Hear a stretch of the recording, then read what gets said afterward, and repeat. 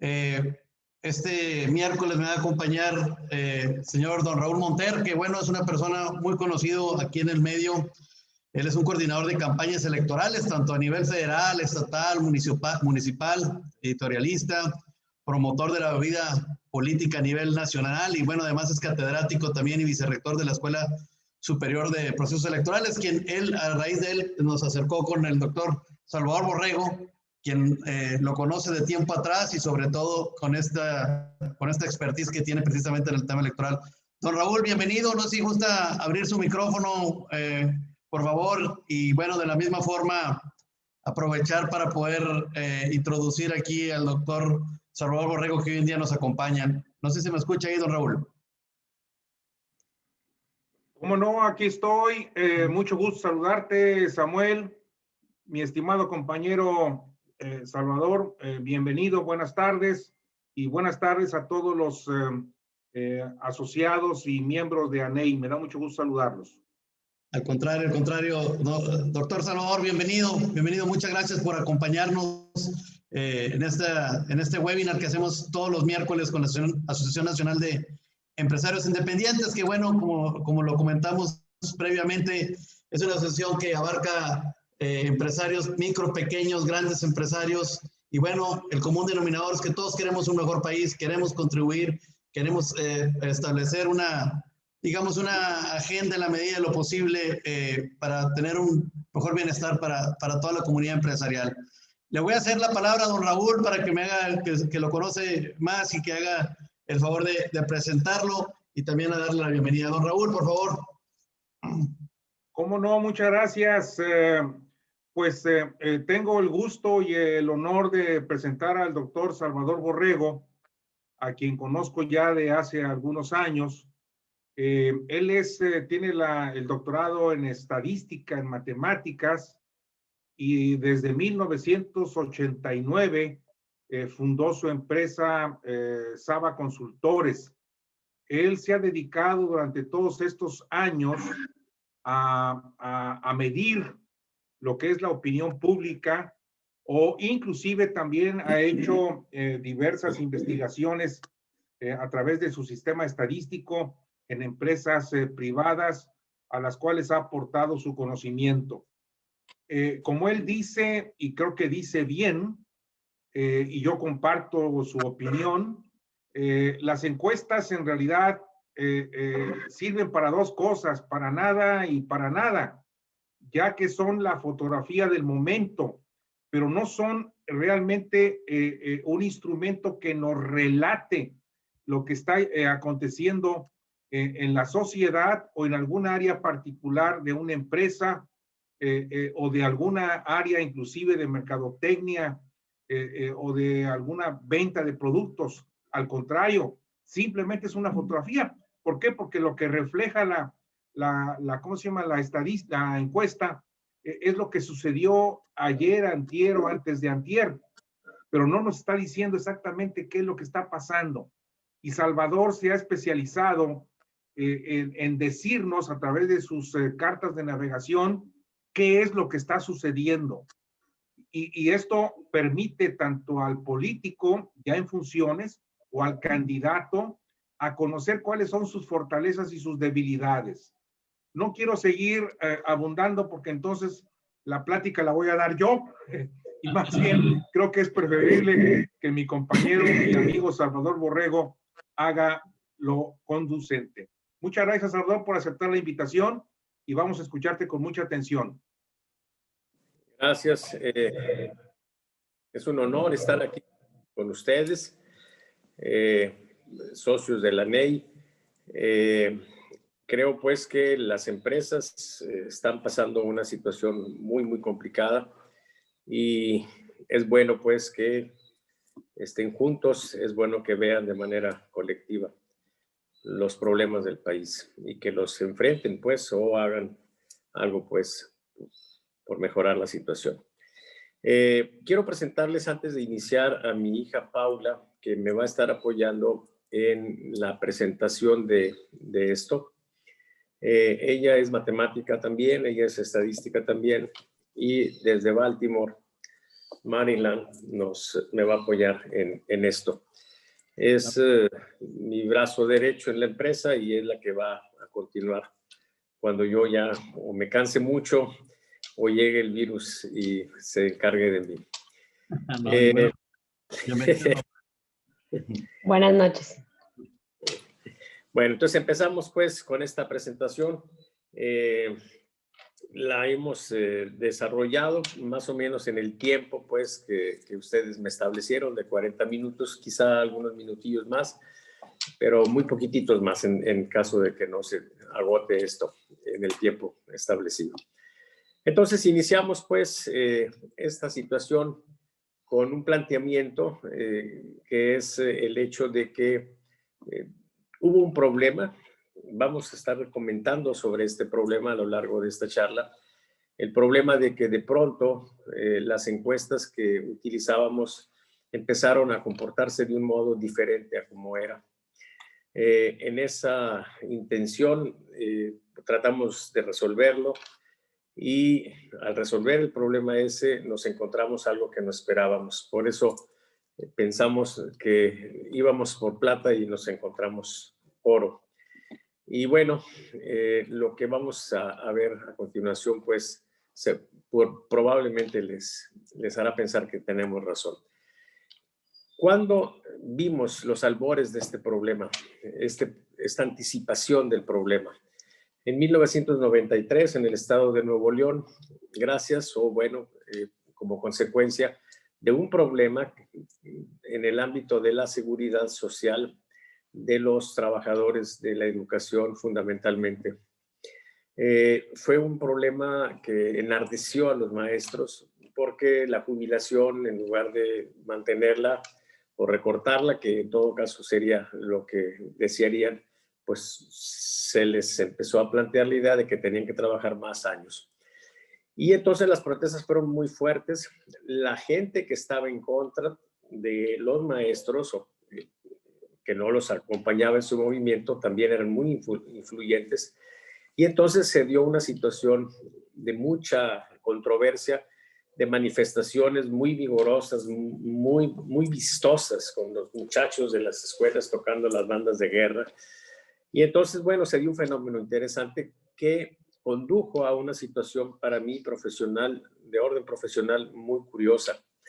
Yo trabajaba para el gobernador de entonces, que era el doctor Sócrates Rizo, era su encuestólogo de cabecera, y llegó un momento en que le entrego un reporte de encuesta y le tengo que advertir que las cosas difícilmente serían como estaba en el reporte. Le digo, pero no le creas. Y me dice, pero ¿por qué me dices eso?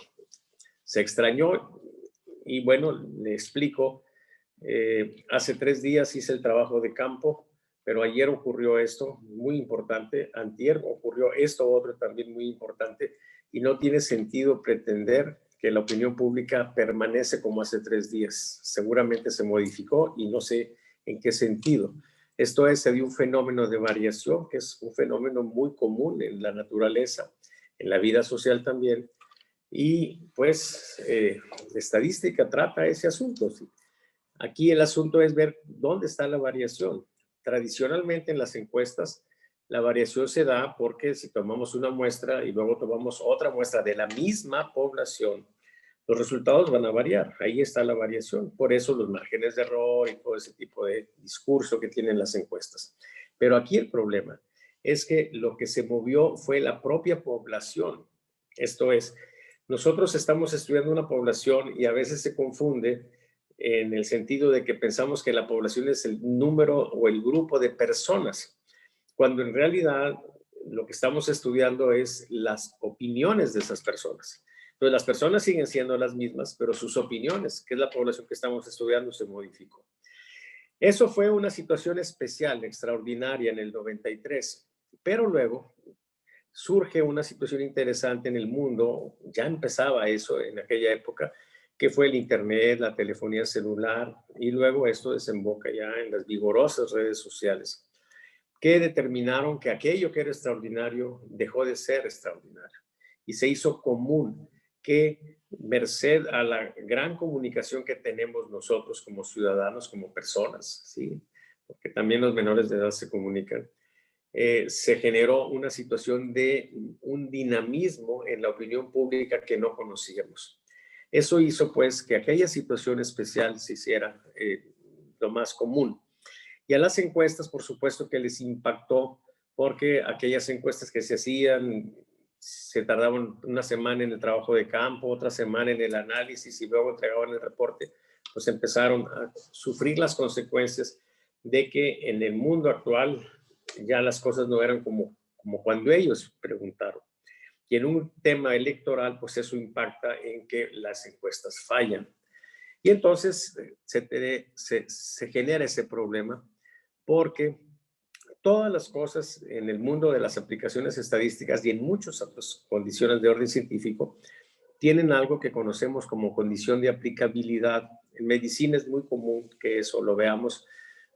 Este medicamento es bueno siempre y cuando no tengas sobrepeso, siempre y cuando no seas hipertenso, siempre y cuando no seas diabético. En caso de que sea así, pues en lugar de ayudarte te va a perjudicar. Hay que usar otra alternativa. Esas condiciones de aplicabilidad en estadística, particularmente en el caso de la encuesta, es que la población sea única, que no se mueva. Y entonces, merced a lo que acabamos de comentar del mundo moderno, esa condición ya se perdió. Entonces tenemos un problema con las encuestas porque miden una realidad y para cuando entregan el reporte esa realidad ya no es, ya cambió. Entonces tenemos una situación pues en la que habría que buscar una solución. La señal de que este problema está presente es que fallen todas o casi todas las encuestas. En son de chunga a veces nos preguntamos no quién va a ganar o quién va a perder, sino si habrá alguna de las encuestas que acierten. Y entonces tenemos una situación pues donde se empezaron a presentar casos, los más emblemáticos quizá, los de la elección presidencial en España en el 2004, la elección interna demócrata de New Hampshire y la del Brexit en el 2016. Situaciones que sorprendieron porque todo el mundo esperaba una cosa en función de los resultados de todas las encuestas y luego nos encontramos con la sorpresa de que no fue así. Y entonces, esa es la señal, pues, que falle una encuesta de 4, de 5, de 10, pues eso no tiene ninguna situación especial, es normal. Que fallen todas, eso no es normal. Y entonces nos vimos ante la situación de cómo resolver el problema. Por supuesto que hay una solución obvia. Si se está moviendo mucho la opinión pública, pues vamos a darle alcance haciendo más encuestas. El problema es que eso es muy costoso. Cuando se tiene mucho dinero, como en Estados Unidos, en empresas como Rasmussen, que tienen apoyo de una gran cantidad de personas, pues pueden resolver el problema de ese modo, hacer encuestas diarias como ellos, de tamaño de muestra 1200, pero a un costo muy, muy elevado. Nosotros, el reto que teníamos era buscar una solución, pero económica. Y entonces le estuvimos dando vueltas al tema.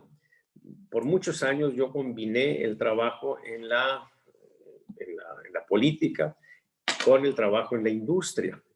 Mi tesis doctoral la hice en control estadístico de calidad. Y entonces reflexionando en qué significaba el control estadístico, pues finalmente fue la solución a un problema también de variación. Se empezó a mover mucho un fenómeno asociado a la industria, que es el tema de vigilar la calidad.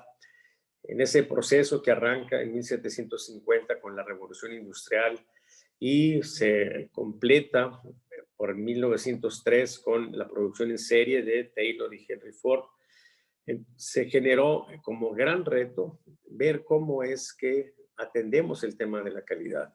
En el proceso anterior artesanal, pues no había ese problema, simplemente el artesano tenía las cosas en sus manos mientras no estaban bien.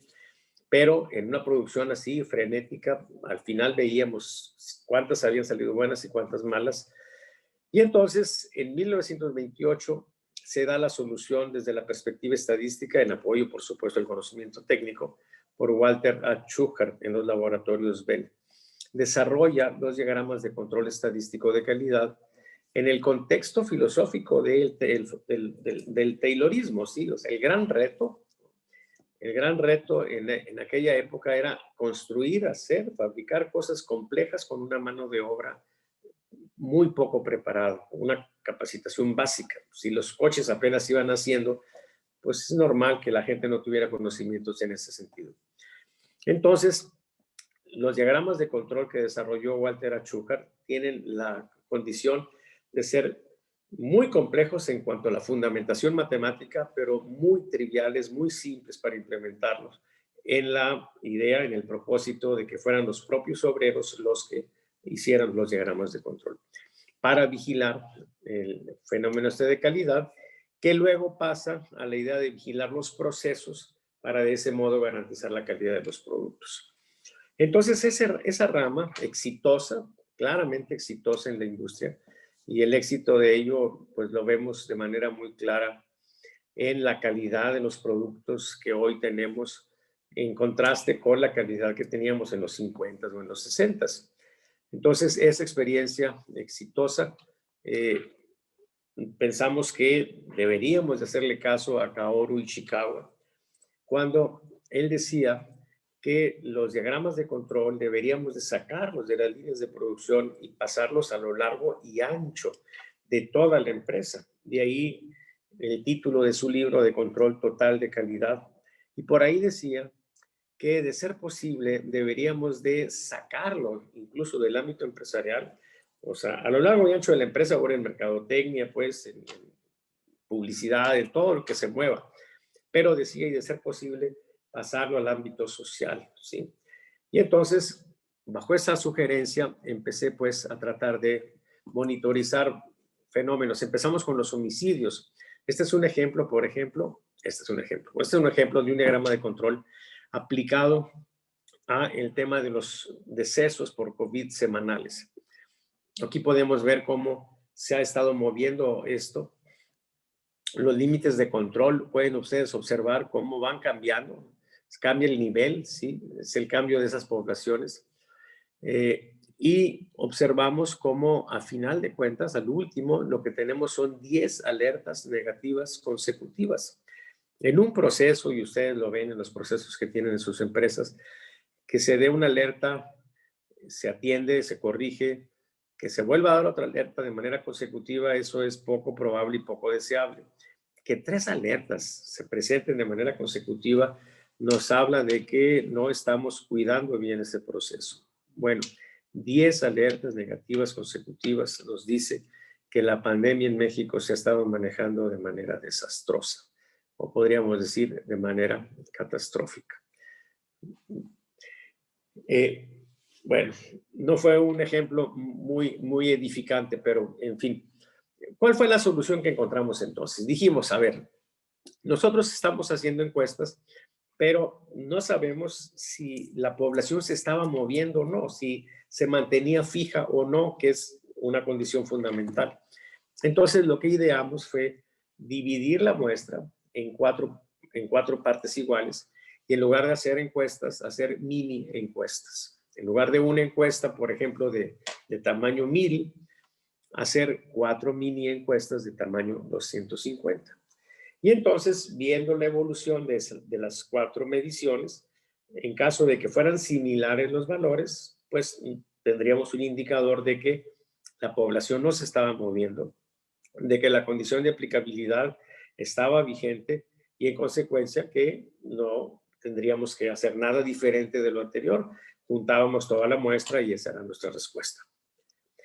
Por otra parte, si se hubiese dado un movimiento como muestra en esta gráfica, entonces no tenemos estabilidad y decimos, si tomo el promedio, es claro que yo voy a sobreestimar la situación. Voy a dar un promedio que no corresponde porque va a ser más alto de lo que realmente es. Y aquí entonces sugerimos que tomáramos para tomar decisiones el valor de la última mini encuesta. Esto es, no 49, que sería el promedio, sino 39, que es el valor de la última medición. Y de ese modo, entonces, el problema se resolvió. Una forma diferente, sencilla de abordar el tema. Por ejemplo, pudiera ser que las 4 mediciones fueran como estas. Se ven muy estables. Ustedes observan, los valores están muy dentro de los límites de control. Y entonces, pues en este caso simplemente tomamos todas las muestras y esa es la respuesta y el valor en base al cual tomaríamos una decisión o nos haríamos idea de qué es lo que está pasando. Y aquí empieza a verse algo interesante. Cosas ya diferentes. El tema que teníamos, el problema que teníamos de que se movía la población, pues ya quedó resuelto. Pero aquí dijimos, bueno, ¿y si tomamos un puntito más? Un quinto punto. Bueno, pues ahora primero veo que está en un valor muy central. Quiere decir que no ha pasado nada significativo, las cosas siguen igual. Pero además puedo actualizar, porque si junto ahora este último con los 3 anteriores, pues vuelvo a tener una encuesta del mismo tamaño, pero más barata, ¿sí? Porque voy a invertir solamente una cuarta parte y al juntar este último valor con los anteriores 3, pues tengo una encuesta grande y me actualiza el valor. Y entonces encontramos algo adicional a lo que andábamos buscando, ¿sí? ¿Qué tenemos nosotros? Pues a lo mejor situaciones como esta que tenemos aquí, donde, bueno, encontramos que el siguiente valor es una alerta negativa, o sea, está por debajo del límite de control inferior. Si lo combinamos con las anteriores, no va a tener sentido. Decimos, bueno, para empezar, algo nos pasó. ¿Qué habrá ocurrido? Que nos caímos. Y empieza a generarse una situación donde empezamos a transitar de la mera estimación para saber cómo estamos a una condición de previsión, de anticipación de algo que nos está pasando, que nos está afectando.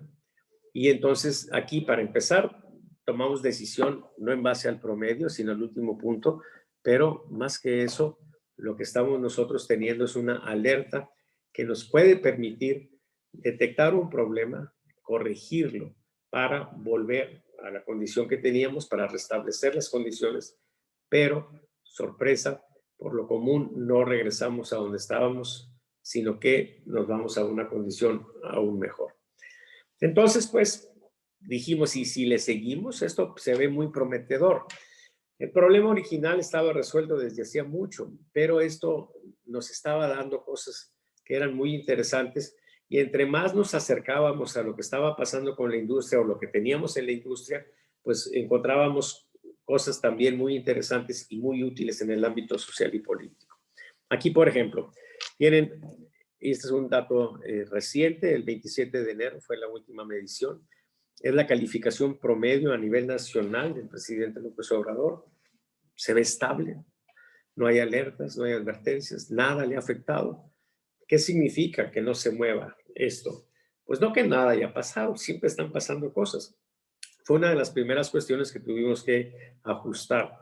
En la industria, que haya control significa que todo está de acuerdo al planteamiento tecnológico, que las cosas están funcionando bien, que no se está alterando por nada.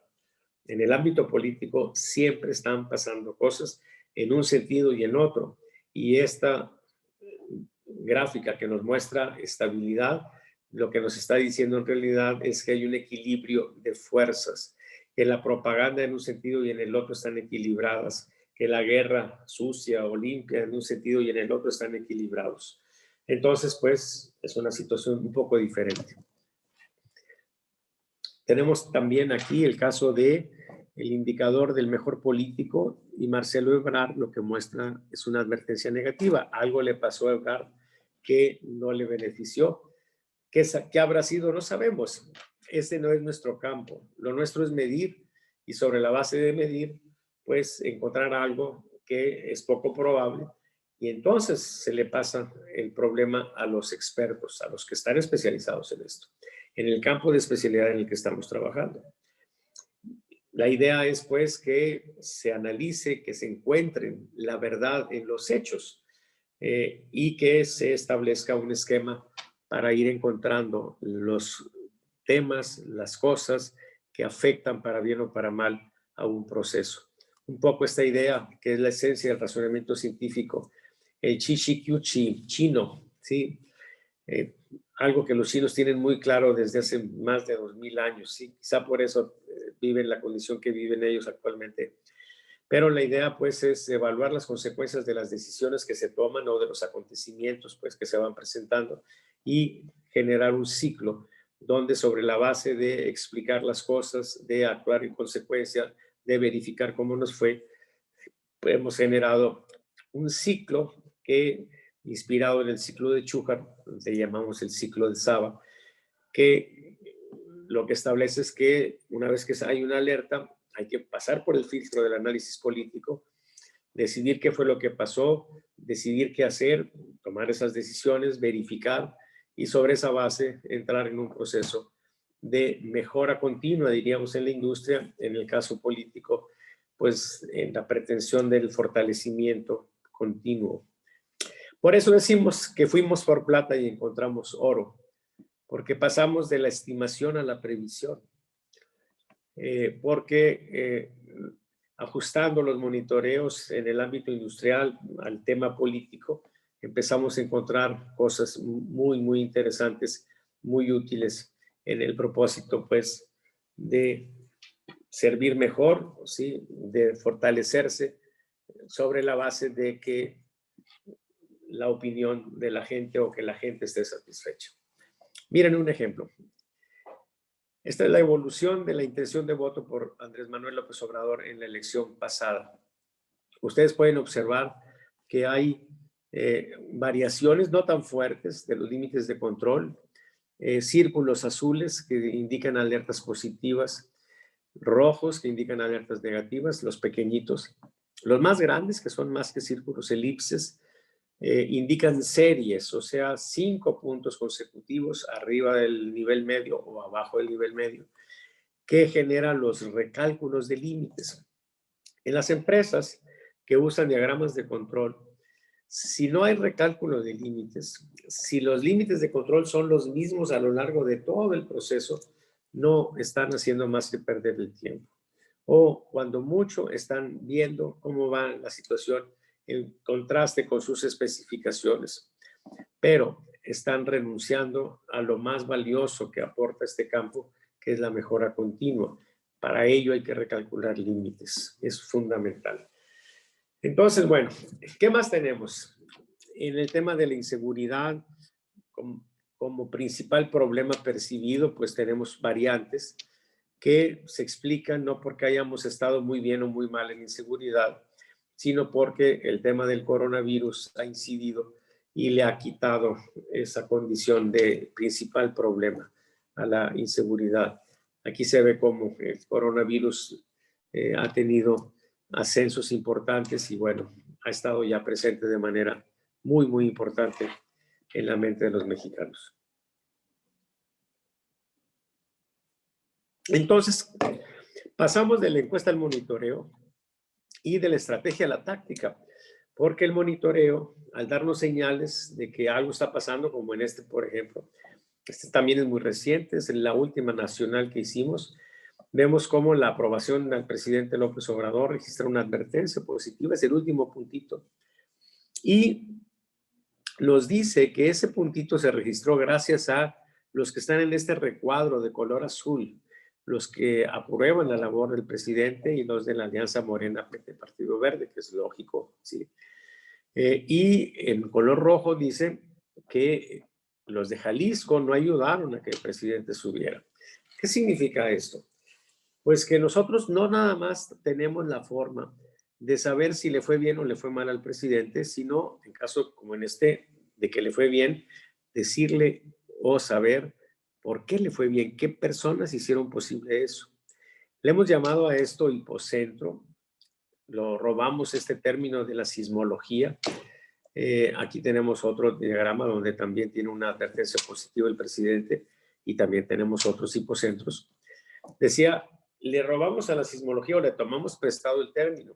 Es más popular el término o el concepto de epicentro. El epicentro está en la superficie de la Tierra. Decimos, hubo un sismo, temblor en la Ciudad de México.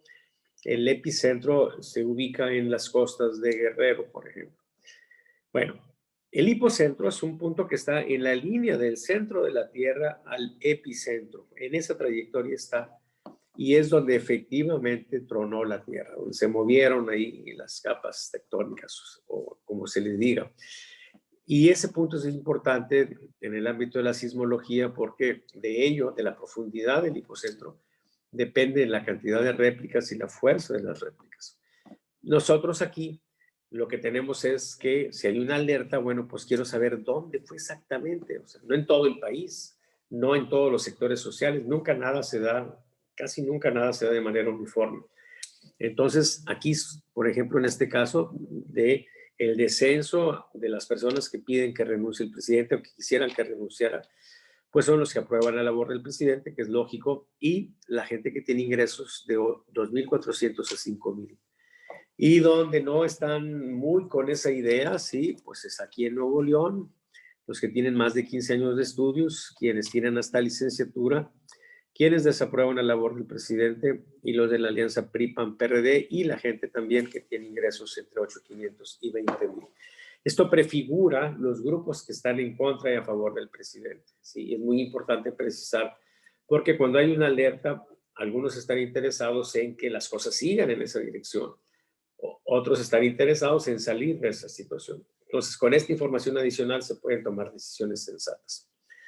Entonces, pues, seguimos observando cosas interesantes. Luego, la idea de los trackings sufrió también una situación interesante porque, pues, primero, como se están midiendo más seguido con muestras pequeñas, hay una mayor continuidad en el tracking. Pero, como lo derivamos de un monitoreo que tiene alertas positivas y negativas, entonces en esas fechas marcamos en el tracking estos puntitos rojos o azules nos hablan de que ahí hubo algo. Si son rojos, estuvo alertas negativas. Y entonces queda un poco así como un electrocardiograma donde quedan registrados los infartos. Los infartos son de color rojo. Pero también quedan registrados los antiinfartos. Yo no sé qué será eso, pero es algo bueno, ¿sí? Y entonces tiene el tracking una riqueza mayor para dar cuenta de cómo ha sido la evolución. Nos dice, se ha movido de este modo y estos han sido días críticos dañinos, ¿sí? Adversos, y estos otros días han sido también días críticos, los azules, pero han sido días críticos favorables. Entonces, encontramos una cosa más y ya en la práctica vemos cómo esto se refleja. Miren, este es un dato real también, son datos reales. Es la evolución de la aprobación de la alcaldesa de Guadalupe, mi clienta. Lo puedo presentar porque ella me dio permiso de que lo publicara en un libro pues que recientemente salió al público. Y lo que se observa es una evolución de cerca del 40%, fue una elección apretada, de hecho se definió en los tribunales, tenía una aprobación de cerca del 40% y ya llevaba para estas fechas 75%, ya redondeando. ¿Qué es lo interesante aquí? Observen ustedes cómo en este tracking los ascensos, los fortalecimientos, todos tienen como antecedente un punto rojo, una alerta negativa. Y esto nos permite deducir una cosa. La clave para el fortalecimiento, la clave para la mejora es atender adecuadamente las crisis, ¿sí? Atenderlas. Y esto genera en el ámbito político, bueno, no nada más en el ámbito político, en todas partes, una situación contradictoria, más que contradictoria, paradójica. Lo mejor que le puede pasar a un cliente es que le vaya y le diga que le está yendo mal, porque eso es lo que le puede permitir encontrar una debilidad que tiene, ¿sí? Porque se está haciendo evidente, resolverla y en consecuencia fortalecerse, crecer. Pero por lo común, cuando vamos y les decimos que algo está mal, pues se enojan, no nos creen, buscan otra encuesta y nunca va a faltar otra encuesta que les diga que sí van muy bien. Esto ahora se ha prácticamente institucionalizado, ¿sí? Hemos llegado en este país a un concepto fundamental que se conoce como otros datos. Siempre tenemos otros datos más bonitos. Y entonces, bueno, tenemos finalmente este rejuego donde hemos pasado pues de la encuesta a la previsión, ¿sí? de la estrategia a la táctica, pero regresamos a la estrategia finalmente.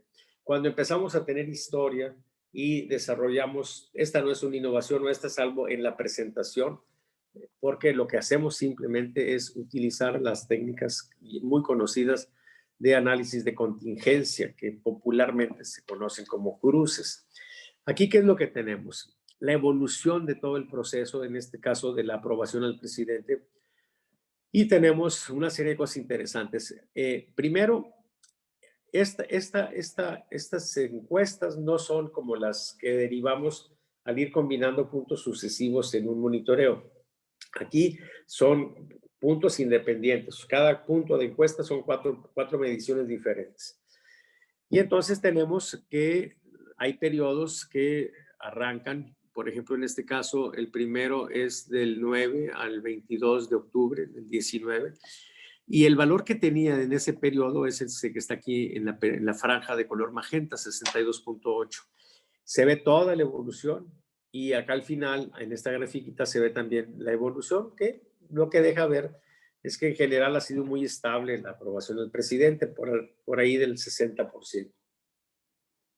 Pero si empezamos a separar a toda la población de diferentes maneras, por ejemplo, si lo hacemos por estados, pues hay 3 estados muy grandes que nos pueden permitir alguna información.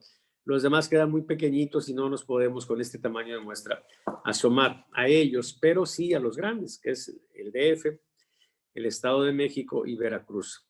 Observen ustedes, por ejemplo, cómo en el DF hay 5 franjas, 5 cuadros en color rojo.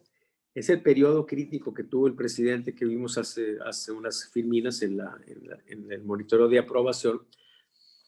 Y eso significa que durante ese periodo él estuvo muy débil en México y luego se recuperó, porque luego ya tuvo un amarillo, otra vez un rojo y luego ya puros amarillos. Cuando nosotros tenemos,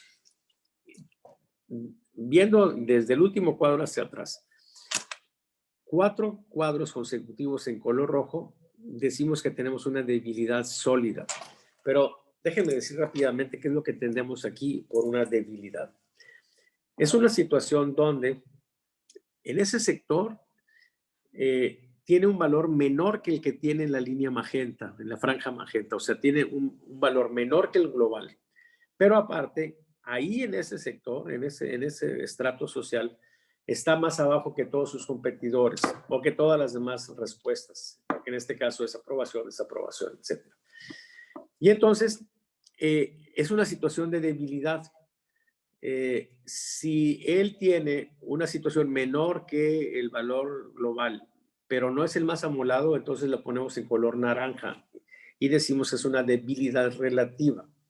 Si es azul, quiere decir que tiene más que de manera global y además está más fuerte que todos los demás o que todas las demás opciones de respuesta. Y si es verde, significa que tiene más que el global, pero hay alguien que por lo menos le empata, o sea, no es el más fuerte de todos. Si es amarillo, quiere decir que el valor que tiene en ese estrato es estadísticamente equivalente al que tenemos de manera global, o sea, al que tenemos en color magenta. Esto entonces nos permite saber dónde se está fortaleciendo a alguien, dónde está muy fuerte, dónde está muy débil, y sobre esa base se pueden hacer replanteamientos estratégicos. Nosotros tenemos en la columna gris el peso específico de cada estrato, de manera que alguien diga, oye, me debilité mucho en este estrato. Muy bien. ¿Y ese estrato de qué tamaño es? Pues es un tamaño bastante grande, pues entonces preocúpate mucho. A lo mejor si es un muy pequeño estrato, pues no te vas a mortificar tanto, pero pues siempre es bueno tomar en cuenta eso, ¿sí? Si corremos la gráfica hacia abajo, podemos ver, por ejemplo, los sectores donde el presidente está muy fuerte, que serían los que tienen al final unas 4 estimaciones en color rojo, si es débil, o azul si es muy fuerte. Por ejemplo, aquí, miren, la primera es, ¿tú lo puedes leer, Paula? ¿Quiénes son apartidistas? Miren, los apartidistas no quieren saber nada de López Obrador. Todo el periodo ha estado en rojo. si entre ustedes hay una partidista, muy probablemente no esté muy contento con el presidente. Y también en la que está abajo, pues en general ha estado rojo, ¿sí? Y estos son que los simpatizantes del PAN, ¿verdad? Del PRI. Del PRI. Y los Ah, de abajo. no, perdón, PAN. Los terceros son los del PRI, y luego el PAN. O sea, los panistas tampoco quieren al presidente. Y esta que está en azul toda, pues son los morenos. Es lógico, sí. Pero es interesante, quizá un poco más interesante, no tan obvio, esto que tenemos más abajo. Miren, tenemos 3 en color azul, que son las personas que están interesadas en la política, ¿verdad?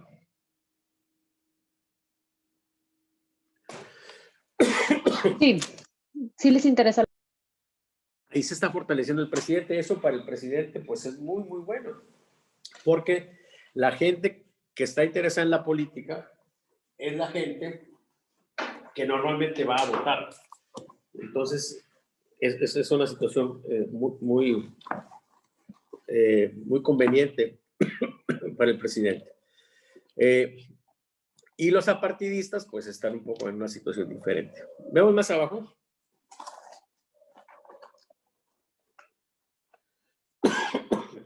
Doctor, ¿habrá alguna forma? Sí. Bueno, el anterior es que se veía bastante borroso, pero bueno, Sí. lo bueno, yo le platico, si quiere, en las preguntas y respuestas a lo mejor ahondamos un poquito en eso. Sí. Se veía un poco borroso. Adelante. Ya vamos a terminar esto, sí. Finalmente, pues, ¿a dónde hemos llegado? A una situación que nos remonta otra vez a don Nicolás Maquiavelo, ¿sí? Él decía que lo que todo príncipe prudente debe hacer, ¿sí? Lo cual no consiste simplemente en preocuparse de los desórdenes presentes, sino también de los futuros, y de evitar los primeros a cualquier precio, porque previniéndolos a tiempo se pueden remediar con facilidad. Pero si se espera que progresen, entonces ya se hace incurable. Él comparaba las cosas del Estado, ¿sí? Con la tisis, que así se decía entonces a la tuberculosis, y decía pues que la tisis al principio era muy difícil de diagnosticar, pero muy fácil de curar. Que después, si evolucionaba, era muy fácil de diagnosticar, pero imposible de curar. Entonces él planteaba la idea de anticiparse. Lo que nosotros hemos logrado con esto, en esta evolución, pues es precisamente llegar a este punto. El punto en el mundo moderno de encontrar la manera de anticiparnos a los problemas. Eso vale oro, porque resolver los problemas cuando nacen, detectarlos cuando nacen y resolverlos ahí, significa costos abatidos en términos económicos, en términos humanos, en términos de todo tipo, ¿sí? Y entonces, pues, eso es lo que tenemos. Finalmente, la idea, pues, de la razón de ser de la estadística, que es potenciar el conocimiento experto para ser más competitivos. Esto es lo que tenemos. Esto es lo que nosotros, pues, hacemos. Y a lo largo de los años hemos, pues, estado siempre tratando de difundir estas ideas. En el 97 publicamos este libro, Más allá de la encuesta política, donde ya anticipábamos el problema de las encuestas y mostrábamos las alternativas. Quisimos ejemplificar con el segundo libro, bueno, el que está del lado derecho de la pantalla, que es Crónica de una sucesión presidencial. Le dimos seguimiento a la elección del 2006, desde el 2003. Ahí fuimos anticipando una serie de cosas. Cuando se presentó el tema de la chachalaca, desde esa época, desde ese momento nosotros advertimos, si López Obrador pierde la presidencia, este va a ser el antecedente. Y lo dijimos en el mismo día.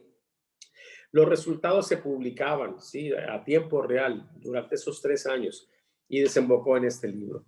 Y finalmente, hace unos cuantos meses, publiqué este último libro que está a la izquierda, Los monitoreos y cartas de navegación política de Saba, donde se explica de manera muy sencilla todo esto que hemos estado haciendo. Es, creo, una solución a un problema real, un problema global, ¿sí? una solución económica, sencilla. A veces cuando veo lo que están haciendo en otros países, tratando de resolver el problema sin salirse de la encuesta y haciendo una serie de malabares, pues, teóricos para tratar de resolver este asunto, pienso pues que la alternativa nuestra, que es muy simple, se parece mucho a aquella situación que se dio cuando los primeros vuelos espaciales que tenían el problema de que los bolígrafos no funcionaban en el espacio. Y la NASA pues hizo proyectos de investigación para hacer que los bolígrafos jalaran ahí arriba. Finalmente lo lograron después de una investigación muy costosa. Y se les ocurrió de pronto preguntarle a los rusos cómo le habían hecho ellos. Y los rusos les dijeron pues que ellos se habían llevado un lápiz. Un poco así es lo que creo yo a veces tenemos. La solución esta es una solución muy sencilla, muy útil, muy fácil. Y bueno, para ello hay que empezar reconociendo que el problema es esa variación que se está dando ahora en la población de interés. Pues eso es lo que tenemos, compañeros, es una idea pues que tiene desde el 93, ha evolucionado mucho, está muy madura y pues es algo que encontramos, sí, en el libro de Juan Salvador Gaviota, sí,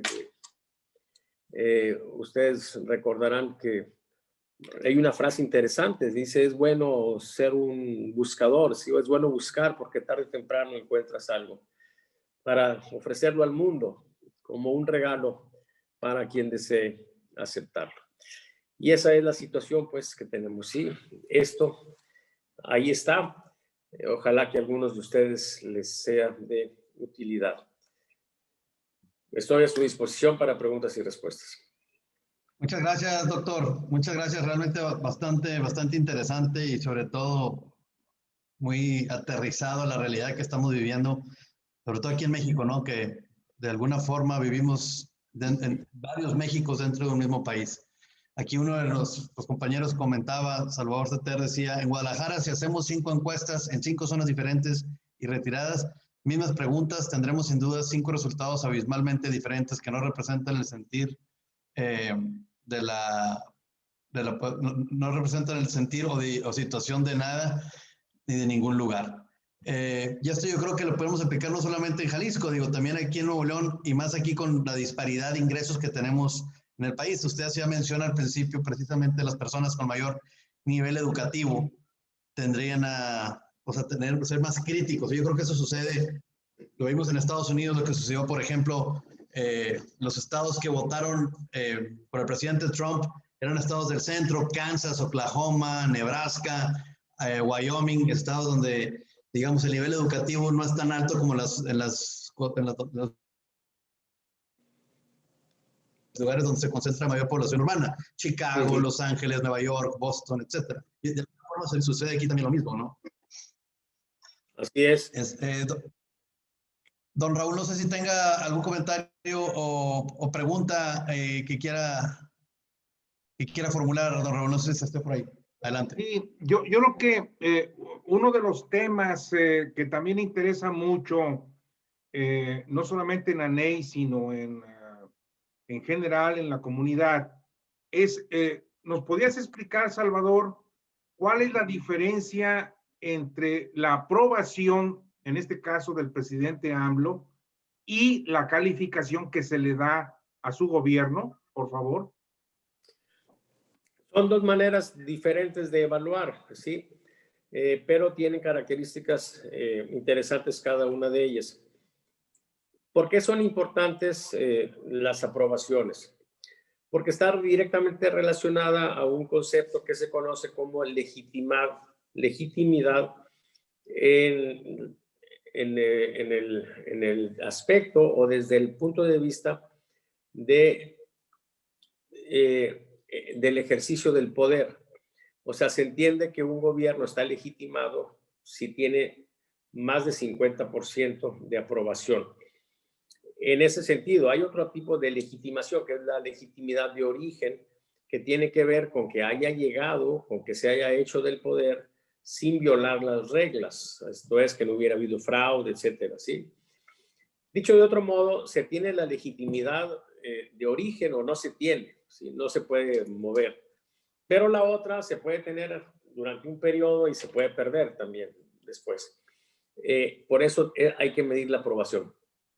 Pero la calificación es mucho más rigurosa porque hay más riqueza desde el punto de vista de la estadística, derivada de que o apruebo o desapruebo, pero en el caso de la calificación, pues puedo poner 1, 2, 3, 4, 0 hasta 10. Esa mayor graduación le da como estadístico un mayor poder. Dicho de otro modo, si yo tengo una alerta negativa en calificación y no en aprobación, le voy a creer más a la calificación. Y hay en términos generales, aunque esto puede variar de caso en caso, pero en general hemos encontrado que el porcentaje de aprobación es muy similar al porcentaje de personas que dan calificaciones de 8, 9 o 10. ¿Sí? ¿Por qué usamos las dos? Porque tiene más poder la calificación para detectar una situación de crisis. Y como siempre estamos tratando de anticipar lo más posible, pues debemos de tener ese indicador. Y el otro, porque es un referente para la legitimidad en ese sentido de ejercicio del poder. Salvador, aquí tu tocayo Salvador Setter escribe lo siguiente y creo que valdría la pena conocer tu opinión. Salvador Setter dice, con todo respeto, finalmente lo que estamos viendo son estadísticas. ¿Cómo podríamos ver indicadores tangibles? Quizá es demasiado pedir. No encuentro cómo, ya que el mayor problema que yo veo sobre la pandemia y el gobierno se llama incertidumbre, que desgraciadamente ha provocado escepticismo entre los mexicanos y su falta de disciplina. Me imagino que no termina aquí, pero del texto dice su falta de disciplina ante el respeto a las indicaciones sanitarias. ¿Tú qué opinas, Salvador? O Salvador Sete, si quieres ampliar el tema, estás aquí con nosotros, ¿verdad? Adelante, Salvador. Si quieres hacer un comentario, nomás aplica tu micrófono para que puedas hacerlo directo. Listo. Listo, efectivamente, es como lo completaron en este momento. No eran con esas palabras exactas, pero sí, efectivamente, el escepticismo es provocado por la incertidumbre y no hay peor cosa que tener incertidumbre de algo. Entonces, cuando se pierde, cuando llega el escepticismo a la población, no nos extrañe ver camiones llenos de gente que, aunque traigan tapabocas, pues son nidos de contagio impresionantes. La ignorancia que vivimos en el país es espantosa. La gente está cansada de que se les someta a disciplinas, a encierros, a cuestiones que no pueden, simplemente no pueden, porque si no, no comen, en su gran mayoría en este país. Entonces hay incongruencias tras incongruencias tras incongruencias que pues, generan esa incertidumbre. Y creo que la incertidumbre ha podido más sobre la pandemia y sobre el gobierno tan inesperado, que, bueno, no sé si sea inesperado, pero... Suéltalo, suéltalo. No muy querido. Sí, efectivamente, son tiempos de incertidumbre muy marcada. Es el problema que tenemos, sí, consecuencia de que no se ha manejado adecuadamente la incertidumbre. Estadística, decía Sir Ronald Fisher, uno de los grandes estadísticos de principios del siglo pasado, es la ciencia de la toma de decisiones ante la incertidumbre. Y las decisiones que se han estado tomando en nuestros gobiernos han estado divorciadas de eso. Han estado haciendo cosas y estamos de acuerdo en que estamos ante una situación nueva. Muchas de las hipótesis que se generaron con respecto a este virus pues, se fueron cayendo. Se decía, por ejemplo, por las experiencias pasadas, que una vez que llegara el verano se iba a ir. Los coronavirus previos pasaba un año y se desaparecían solos. Y entonces, bueno, esas cosas no se fueron dando. Hoy conocemos muchas más cosas, pero paradójicamente las autoridades no se mueven en función del conocimiento. Por ejemplo, aquí en Nuevo León, están cerrando negocios desde hace varias semanas. Y estamos de acuerdo porque no sabemos o pensamos que eso nos está generando problemas. Pero están cerrados los negocios el fin de semana y se incrementan los decesos y se incrementan los contagios, pero no corrigen. O sea, ni siquiera están entrando ante una situación de incertidumbre en una razonable forma de hacer pruebas y errores y empezar a corregir y probar cosas nuevas. Entonces, yo creo pues que tenemos efectivamente una situación de incertidumbre y creo pues que el accionar de nuestras autoridades lo único que ha incrementado es la zozobra, el temor y también la propia incertidumbre, porque no se ha manejado de manera adecuada. Hemos trabajado con muchas fantasías y creo que en este caso particular hemos trabajado en la idea de ajustarnos a un esquema político y son barbaridades. La última que acaba de pasar, la revista Lancet, ¿sí?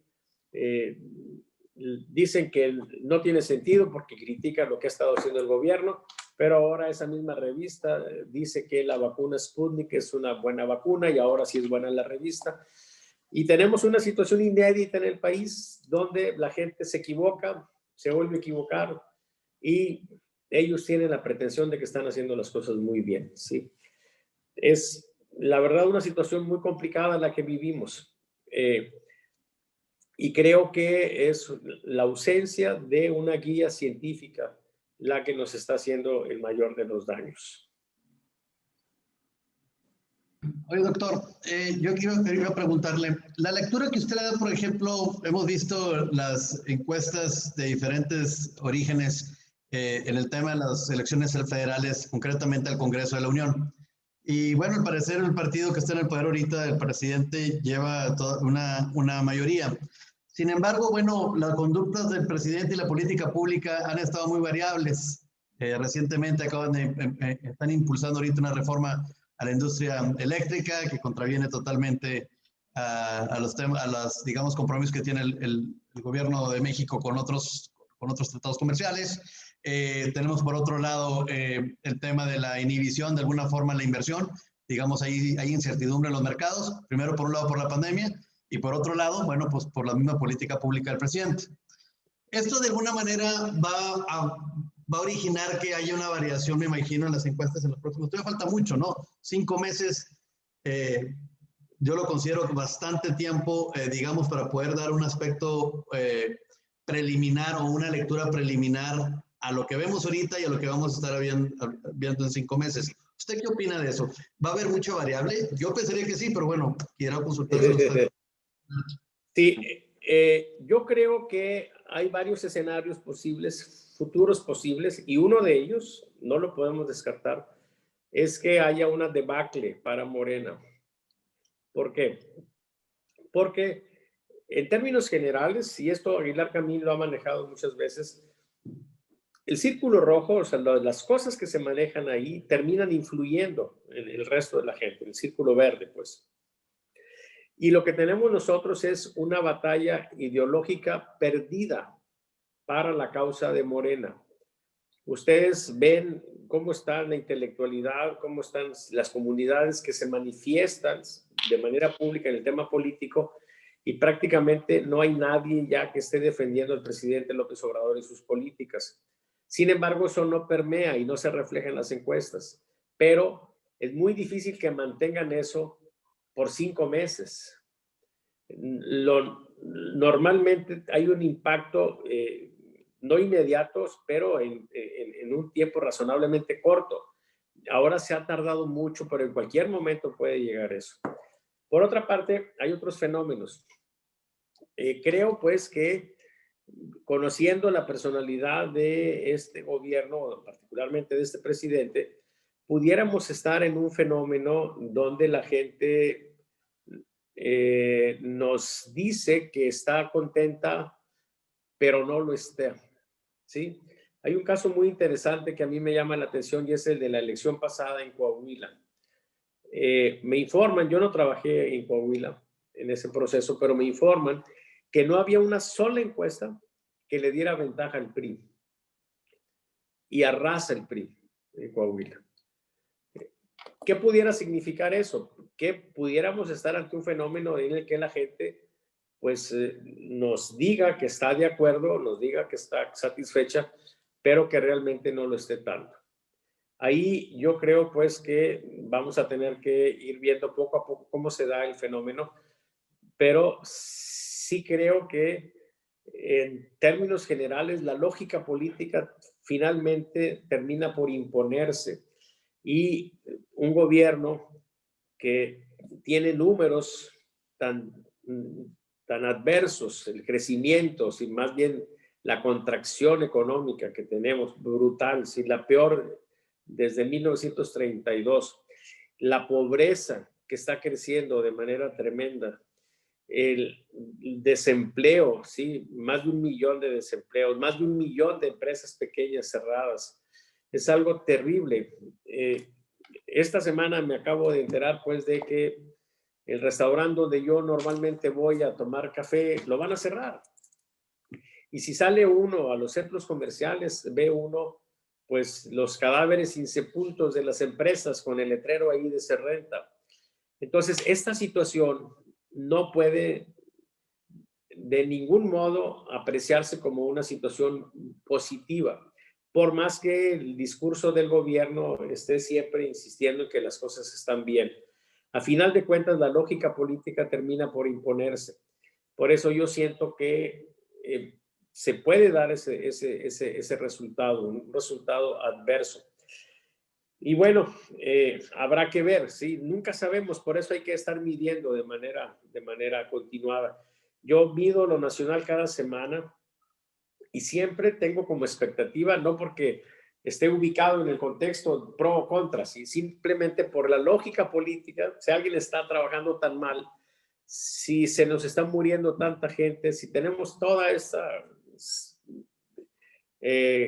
serie de calamidades, pues yo espero que en cualquier momento empiece a caerse la popularidad del presidente, ¿sí? Y no se cae, bueno, pues a lo mejor la próxima semana. Pero lo que yo no veo ya es que el presidente empiece a rectificar en algunas cosas.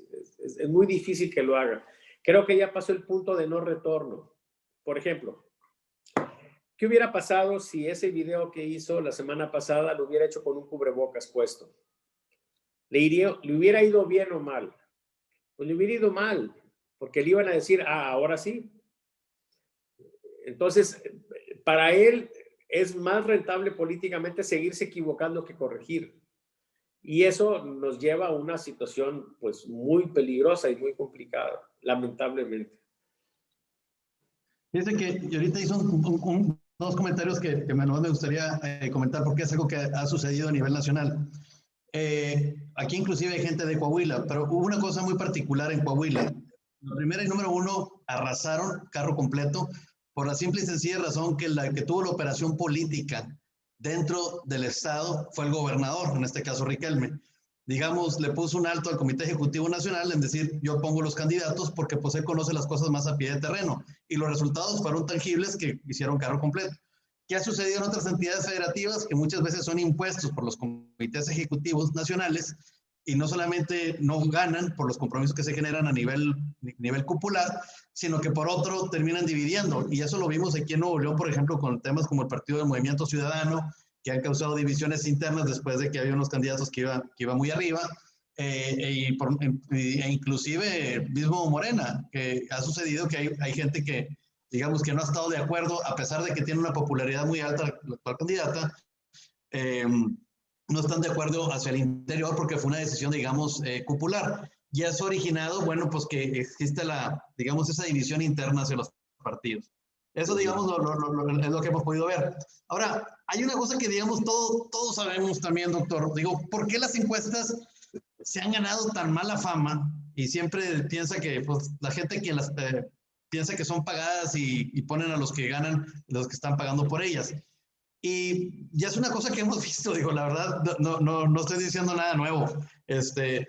Inclusive aquí tenemos un chat aquí en el ANEI y a veces mandamos cómo estaban las encuestas 5 meses antes, cómo están después, y había aspectos desproporcionados. En el caso del Bronco, por ejemplo, en 2015, llegué a ver encuestas en donde ponían a la candidata del PRI, Ivonne Álvarez, como 10, 15 puntos arriba del Bronco, y bueno, pues los resultados los vimos todos. Eso de alguna manera le resta credibilidad. ¿Por qué sucede eso? El problema es que los políticos han visto en la encuesta más que un recurso para saber cómo están las cosas y tomar decisiones sensatas, han visto en ellas una forma de propaganda. Y entonces se ha generado también una situación pervertida dentro de la gente que hace encuestas, porque pues se prestan a ello. Hay gente que no está pervertida, simplemente no tiene la preparación adecuada y le salen las cosas mal, pero en términos generales, pues tenemos ese problema. Hoy en día, yo tengo más clientes inversionistas que políticos. O sea, me buscan grupos de empresarios o grupos de gentes para saber cómo van las cosas, porque me dicen, vienen con nosotros todos los candidatos y todos traen una encuesta donde van a ganar. ¿Sí? Y entonces nosotros ya no queremos eso, queremos que tú nos digas cómo van las cosas. ¿Sí? Y estoy pues prácticamente migrando, haciendo mis cosas de orden político, pero no para los políticos, sino para los empresarios. Es un fenómeno muy raro, pero es consecuencia de esa falta de confianza. Pero hay una cuestión también aquí muy interesante. Normalmente nosotros, cuando tenemos un producto, buscamos garantías de que ese producto sea adecuado. Y en el mundo de las encuestas hay mucho descontrol. No se toman las previsiones. Para hacer una encuesta razonablemente buena, un profesional debe de tener por lo menos una preparación de maestría en estadística. Y hacen encuestas, pues cualquier persona. Si ustedes despiden a alguien, muy probablemente se convierta en encuestólogo. Entonces, sea lo que sea, sí, puede tener la formación que sea, va a andar haciendo encuestas. Porque se ve algo muy trivial. Voy, le pregunto a algunas personas y sumo y resto, divido y entonces ya tengo un porcentaje y esa es mi encuesta. Y hoy en día, con las redes sociales, de pronto andan haciendo encuestas en Facebook, ¿sí? O andan con unas máquinas automáticas que llaman y le pícale el 1, pícale 2, etcétera. Y entonces se vive una situación de mucho desorden. Y es, pues, consecuencia, por una parte de eso, pero por otra parte de la falta de cultura estadística en nuestra comunidad. Nosotros en eso hemos hecho mucho énfasis porque que haya gente malintencionada que esté ahí, bueno, pues eso no lo podemos evitar, pero que nosotros caigamos en eso, eso sí podríamos evitarlo. La cultura estadística es muy pobre, lamentablemente. Yo he criticado mucho al INE porque todo el tiempo que tiene para hacer publicidad lo ha desperdiciado tratando de justificarse en lugar de desarrollar una muy fuerte cultura estadística popular, que la gente entienda cómo debe hacerse una muestra, que vea un reporte y diga esto no tiene sentido, que la pueda descartar. Es un problema pues interesante y lo que nosotros hemos visto en esta charla es que además si las encuestas las hicieran bien, muy bien, aún así ya no sirven porque ya la condición de aplicabilidad no existe. Entonces, cuando a mí me preguntan en qué encuesta puedes confiar, yo les digo en ninguna, ni siquiera en la mía. O sea, porque a final de cuentas yo te doy una encuesta y si fue como estas, puede ser que cambie, ¿sí? Tienes que tener esa situación de monitoreo, de ver cómo se fue dando la evolución y tener muy claro de que esta información que te estoy dando vale para hoy. Yo le entrego información a mis clientes en la noche Ahorita, por ejemplo, ya están mi gente haciendo llamadas telefónicas y a las 10, 11, 12 de la noche van a estar haciendo el análisis y yo le mando la información a mi cliente cuando los entrevistados ya se durmieron, ya no pueden cambiar de opinión porque ya están durmiendo. Y entonces le digo, mira, las cosas están así ahorita. Mañana a las 9 de la mañana, quién sabe cómo irán a estar, ¿sí? Porque a lo mejor nos amanecemos con un escándalo que modifica todo. Y entonces, pues hay que medir con continuidad, pues. Claro. ¿Usted qué cree que pasó, doctor, en Estados Unidos? Perdón? ¿Qué cree que pasó con las encuestas en Estados Unidos? Todos daban por un hecho que, bueno, de hecho, así se llama, Biden iba a ganar, pero iba a ganar ampliamente. Y todos vimos que, digo, quiera nos guste o no, Trump ganó más de 70 millones de votos. Perdió, hizo su coraje, etcétera, ese es otro tema. Pero las encuestas, y desafortunadamente los medios de comunicación, como usted ahorita bien decía, se perdió mucha credibilidad. Digo, veíamos a un CNN, inclusive a muchas otras, y se veían muy a favor o muy en contra de Trump, que les hicieron perder objetividad y por consiguiente también el criterio.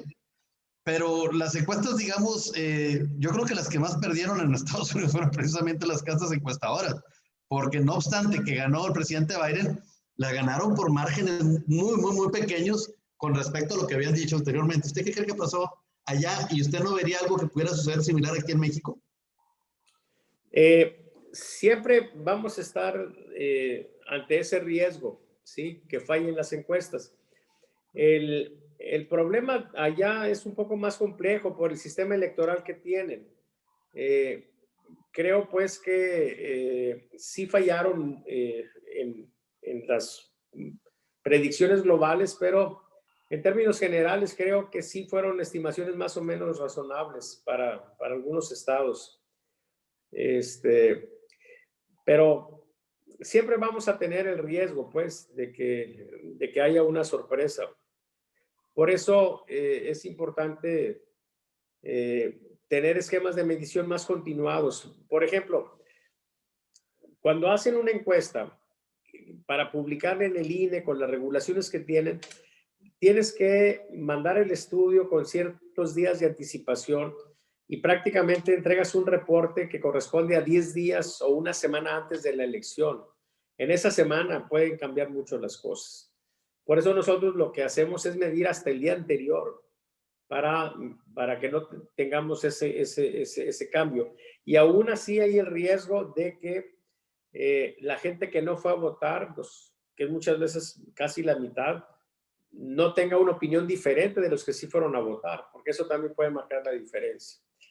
En términos generales, una de las cosas que hemos observado es que más importante que saber cómo va a quedar un resultado es ver cómo se da la evolución, cómo se mueve en función de los acontecimientos para influir en el resultado.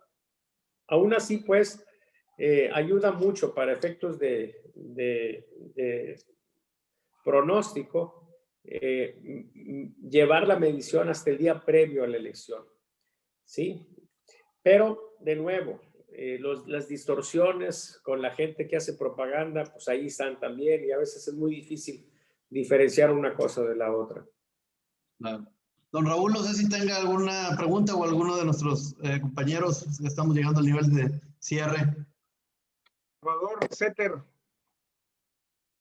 A ver, yo quiero nomás tocar 4 puntos y, doctor, si no quiere contestármelos, no me los conteste. A veces soy un poquito insidioso, pero para mí López Obrador no ganó las elecciones, las ganó el antivoto y el descontento sobre los sistemas anteriores. Es una convicción muy personal, nada más, es todo. Incongruencia, demagogia sin sentido de una persona mentalmente afectada, sana, mentalmente no sana. Si eso fuera, si estuviéramos en Estados Unidos, ya se le hubiera aplicado la enmienda 25. Ya le busqué por todos lados y en el acta constitutiva no encuentro por dónde esto se les ha aplicado a este señor, porque se dedica a decir puras cosas que están fuera del sentido común. No sé si lo hace adrede. ¿Sí? Si unas estampitas podrían protegerlo del coronavirus, ya no sabemos. Y esto es una burla.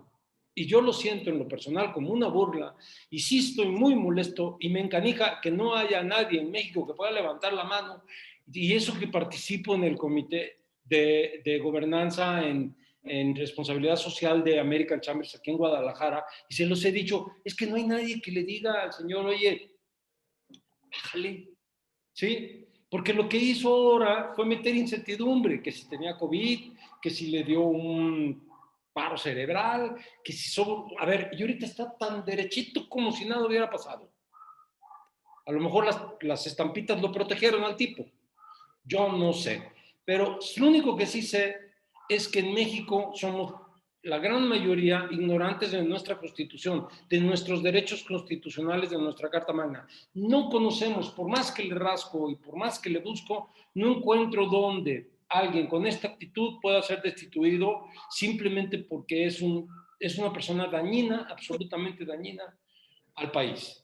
Así. Y me atrevo a decirlo a título personal. No lo leí en ningún lado ni tengo la influencia de nadie. La influencia que tengo es simplemente que mi ADN está a punto de reventar contra el tipo y contra el país que nosotros no hacemos, no veo yo. Yo no puedo hacer solo nada, pero si me dicen, yo conozco a Gilberto Lozano, ha venido aquí a Guadalajara, es de Monterrey, trae muy buenas cosas, pero tampoco estoy muy de acuerdo con él. ¿Sí? Creo que no es por ahí el estilacho de cómo deben de hacerse las cosas. Tenemos que ganar las cosas a través de votación, pero también hay leyes que nos protegen. Debe de haber un sistema legal que haga que ese señor deje de cometer tanta tontería por el amor de Dios. ¿Sí? No es posible que esto esté costando tantas vidas que no sé ni cuántas sean. A mí no me importa lo que diga López-Gatell, ni nadie, ni si él tiene otros datos, eso no importa. Lo único que sí, y estoy seguro que ustedes también, cada día ven más cerquita. Yo al principio estaba un poco escéptico, pero les juro que de un mes para acá estoy viendo cada vez más cerca, más cerca, gente morirse. Y entonces, yo ya tengo 63 años, pero yo me siento bien, muy bien física y mentalmente. Toda mi vida he hecho ejercicio. Gracias a Dios no fumo y todo, bueno, como quiera que sea, pero no me arriesgo, me cuido. Sí, trato de cuidarme, pero sí, no veo para cuándo exista alguien con términos legales que le diga, a ver, cuate, tu dictadura de reyesito, ¿hasta qué llegó, papacito? Porque esto le está costando al país no solo un problema económico en su economía, sino en las vidas de muchas personas. Perdón por mi actitud, mi respeto para todos ustedes. Cuando hay foros como estos, pues los aprovecho y muchas veces por eso no me invitan. Muy atinados la verdad es que tenemos un fenómeno en AMLO muy, muy interesante, fascinante. La elección presidencial fue una elección paradójica. La sociedad nuestra, durante el gobierno de Peña Nieto, yo trabajé para la presidencia de Peña Nieto, y vimos cosas impresionantes de cómo se fue distorsionando la opinión pública, de cómo se fue envenenando y cómo nos fuimos alejando, pues, del sentido de realidad. Ustedes recuerdan una vez, seguramente recuerdan al comandante Espartaco.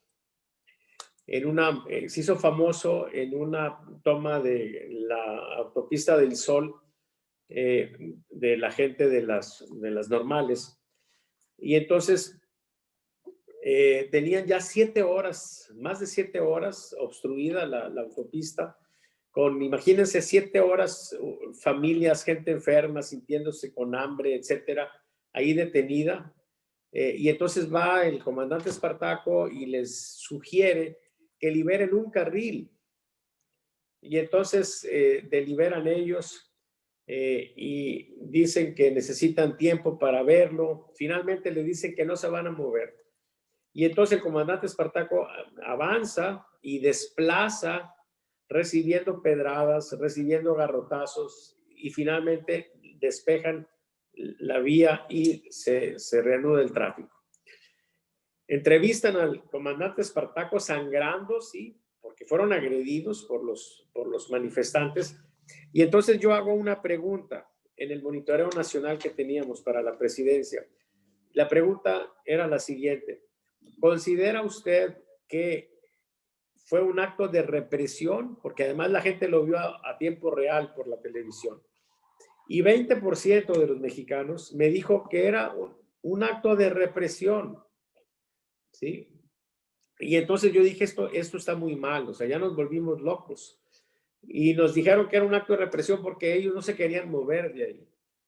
Y entonces, en ese esquema, en esa distorsión, se llega a la elección de López Obrador, que fue una elección paradójica. Miren, López Obrador proponía cosas que la gente no quería. Le preguntábamos a la gente, ¿estás de acuerdo en que cancelen el aeropuerto? Y la mayoría nos decía que no. ¿Estás de acuerdo en que deroguen la reforma educativa? Y la mayoría de la gente nos decía que no. ¿Estás de acuerdo en que haya amnistía para criminales? Y la gente nos decía que no. Todo lo que proponía López Obrador, las cosas más importantes, estaban en contra de la voluntad popular. Pero luego les preguntaba si por quién van a votar y decían por López Obrador. Entonces, esa locura que tuvimos sigue hoy, ¿sí? Y es una situación muy complicada porque la gente se equivocó. Yo a esto le he llamado el error del 18. O sea, los mexicanos se equivocaron en el 18 porque no orientaron el voto en función de sus intereses. Votaron en contra de los intereses en una situación emocional muy extraña. Y en esas estamos. Y yo creo pues que vamos finalmente a salir de algún modo. Creo además que se está focalizando mucho el problema. Creo que hay voces al interior de Morena ya preocupadas. Quizá Morena vaya a seguir, pero yo creo que una posibilidad que tiene el país es que en el cambio, una vez que quede López Obrador fuera, se le dé un sentido más racional al gobierno. Pero mientras, pues vamos a tener que seguir cargando con esto. Yo lo que veo casi imposible es que él rectifique. Como decía hace rato, yo siento que él ya pasó por el punto de no retorno, ¿sí? Él ya no va a regresar, pero está generando una serie de daños que tarde o temprano van a ser claros para la gente y tarde o temprano van a tener un efecto político. Y entonces creo que López Obrador se puede convertir en un lastre para Morena y pudiera darse al interior de Morena una bronca muy parecido a lo que vivimos cuando la independencia, ¿sí? Lo que finalmente derivó de la independencia, pues no fue lo que Madero planteaba. Madero a las primeras de cambio quedó fuera. Y luego se dio una escena de negros ahí y finalmente llegamos a una situación de estabilidad. Yo creo que a como están el PRI y el PAN, sí, es muy difícil que ellos regresen al poder pronto. Creo que es más fácil que al interior de Morena se dé una lucha y que ganen sectores más sensatos dentro de Morena, que vengan pues un poco a corregir las cosas que se han estado haciendo pues de manera muy equivocada. En todos los órdenes. Esto que comentas de la pandemia va a terminar afectando. Esta semana murieron 2 primos míos y una persona que trabajaba aquí conmigo. Sí, y es una situación pues terrible. Las redes sociales son el obituario más grande que he visto en mi vida, ¿sí? Es una situación muy complicada y la lógica política indica que un gobierno que no ofrece buenos resultados en lo económico, ¿sí? Ahora en el tema de la pandemia tampoco, en el tema de la pobreza, o sea, ese gobierno paga las consecuencias y tarde o temprano. Y eso es lo que creo que yo creo que va a ocurrir, ¿sí? Para ello, bueno, pues se tendrán que hacer muchas cosas. Creo que están haciéndose algunas que pudieran eventualmente tener algún efecto. Pero sí yo veo un futuro posible, alentador, cuando López Obrador ya no esté en la escena. Y eso puede ocurrir pues el 24 cuando termine, que llegue un nuevo presidente que dé un giro, como sucedía en el PRI. Cuando sale Miguel Alemán, llega Ruiz Cortines, ¿qué hizo? Un cambio radical, ¿sí? Y entonces aquí puede ocurrir lo mismo también, que llegue un nuevo presidente y ese presidente que le dé una reorientación al país. Esa es una posibilidad. Hay otras. La Virgen de Guadalupe pues también juega, de repente nos va a hacer algún milagro. Pero por lo pronto yo lo que creo es que pues habrá que cuidar hasta donde sea posible para que los daños no sean mayores, ¿sí? Y bueno, pues sí, es una situación muy complicada, muy desesperante para muchos, se entiende, pero no hay que perder la esperanza. Yo creo que vamos a salir adelante de un modo u otro. Esperemos que sí. Muchas gracias, doctor Salvador. Permítese un minuto nada más, Samuel, por favor. Claro, Raúl, adelante. Un minuto nada más. Y es en base a la expresión de Salvador Setter. Yo creo que la frustración, desesperación y enojo, Salvador Setter, la compartimos todos. Creo que estamos completamente de acuerdo contigo. Sin embargo, debo decirte que sí se está trabajando con el objeto de limitar el poder hegemónico del partido gobierno en la Cámara de Diputados, y esto lo estamos haciendo a través de Sí por México, en el cual ya logramos la coalición PRI-PAN-PRD, que no es lo ideal, pero la idea es definitivamente quitar la mayoría a Morena en la Cámara de Diputados para evitar que el presidente López Obrador siga haciendo lo que se le pegue su regalada gana. Entonces, la primera escala de este viaje es ganar el 6 de junio en la Cámara de Diputados, y esperamos lograrlo. La siguiente escala es en marzo del 2022, perdón, cuando viene el referéndum para decidir que si se retira o no AMLO. Y la siguiente escala es el 24. Entonces, sí estamos trabajando, y si me lo permite, Salvador, y a todos ustedes, yo les voy a enviar información sobre la actividad que estamos realizando a nivel político. Y por otro lado, pues me pongo a sus órdenes en caso de que hagamos una plática, una exposición sobre los escenarios políticos para el 6 de junio y los que vienen adelante. Gracias, Samuel. No, al contrario, muchas gracias, don Raúl, un honor. Y de igual forma, doctor, mire, le queremos dar un reconocimiento, pues ahora virtual, ¿verdad? Pues a raíz de que ya no se pueden hacer ahora las reuniones. Lo leo rápidamente. La Asociación Nacional de Empresarios Independientes, ANEI, otorga el presente reconocimiento al doctor Salvador Borrego por su valiosa participación como ponente de la conferencia El nuevo paradigma para medir la opinión pública. La Asociación Nacional de Empresarios Independientes le agradece el buscar activamente un México más próspero y justo. Monterrey, Nuevo León, México, 3 de febrero del año 2021. Muy amable, muchas gracias, doctor. Muy ilustrativo, muy educador.